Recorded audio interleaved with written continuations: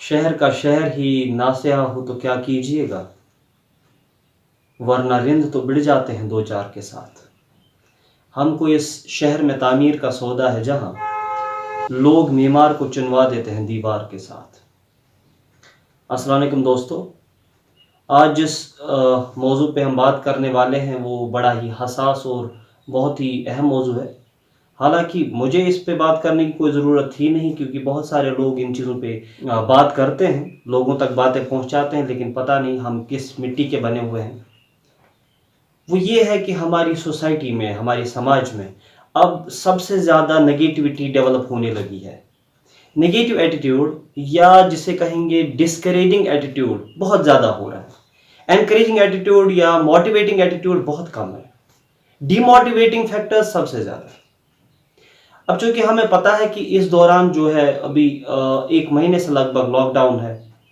Lockdown की सूरत हाल में आप घर से बाहर नहीं जाते, जिसकी वजह से बहुत सारे लोग अब चाहते हैं कि वो जो काम कर रहे थे, जो उनकी ड्यूटीज़ थी, उनको परफॉर्म करने के लिए इंटरनेट का सहारा ले रहे हैं।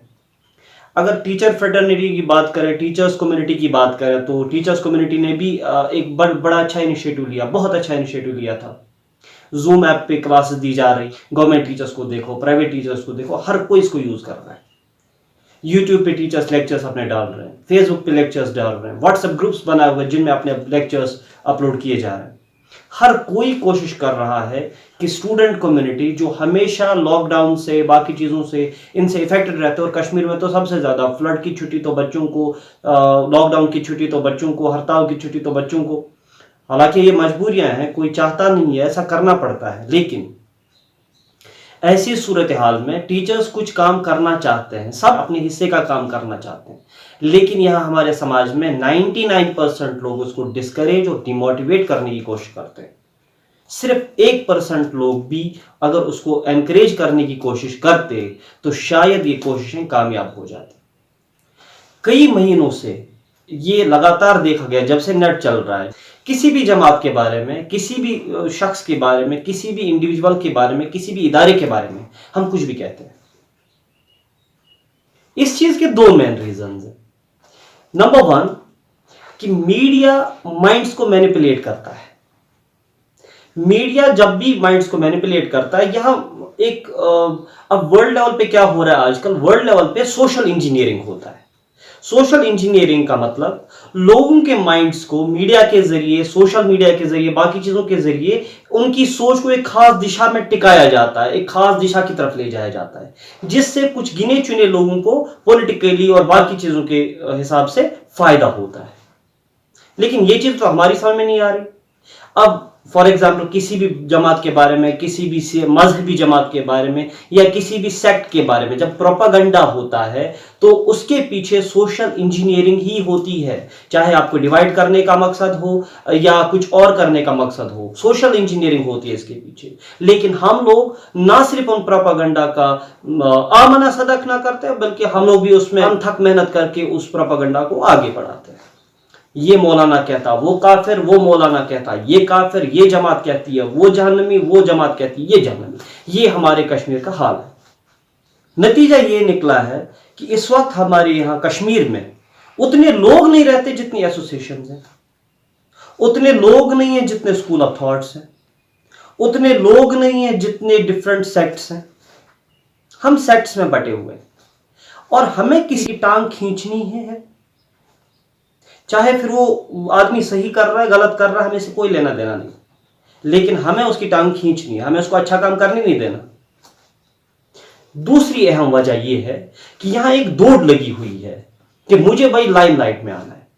अब लाइमलाइट में कैसे आऊंगा, कोई बड़ा काम कर नहीं सकता।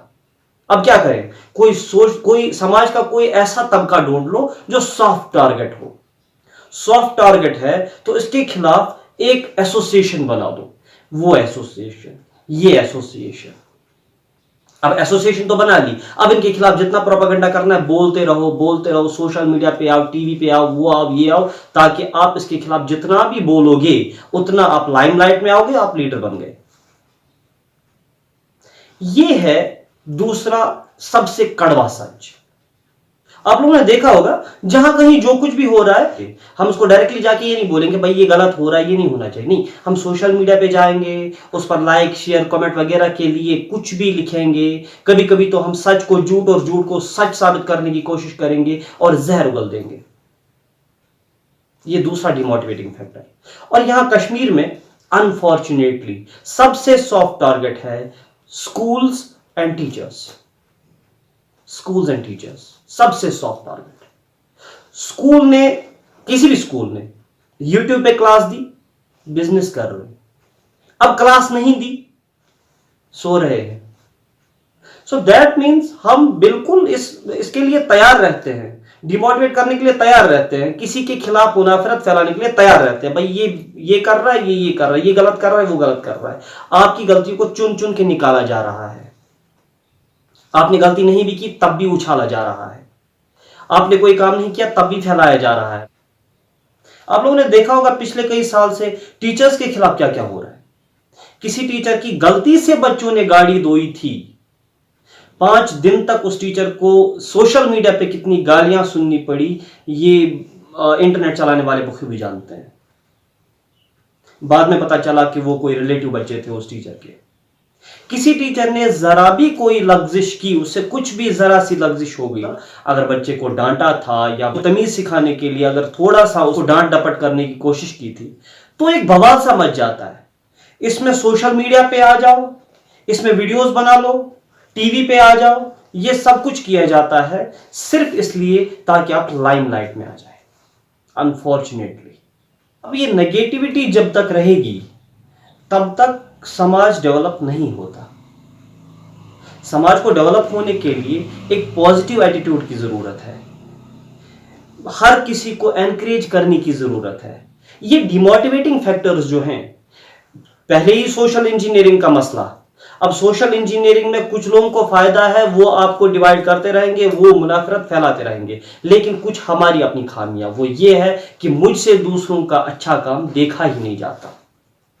ठीक है, अब अगर किसी ने कोई काम किया, इसमें मुझे टेक्निकली कोई फॉल्ट दिखा, अच्छा है, उस पर टेक्निकली बात की जाए, बहुत अच्छा है। लेकिन अगर मैं उस पर टेक्निकली बात करने के बजाय सीधा उस शख्स के पर्सनल अटैक पे आ जाऊंगा, तो इसका मतलब यह है कि मेरा जाती मकसद उसको डिमोटिवेट करने का है, उसकी गलतियों को सुधारने का नहीं है। तो अगर आप दूसरों को डिमोटिवेट करते रहोगे तो फिर ये सारी कोशिशें जो हैं, जो आगे बढ़ने की कोशिशें हैं, वो सब नाकाम। ये ऑनलाइन क्लासेस हैं, या फिर कोई किसी एनजीओ का कोई अच्छा काम है, या किसी ऑफिसर की कोई अच्छी कोशिश है, या किसी भी शख्स की कोई इंडिविजुअल या इदारे के तौर पे कोई बड़ी कोशिश है, वो सारी कोशिशें तब तक नाकाम है जब तक हम में डिमोटिवेटिंग एटीट्यूड है। तो लेट्स नॉट बी डिमोटिवेटेड।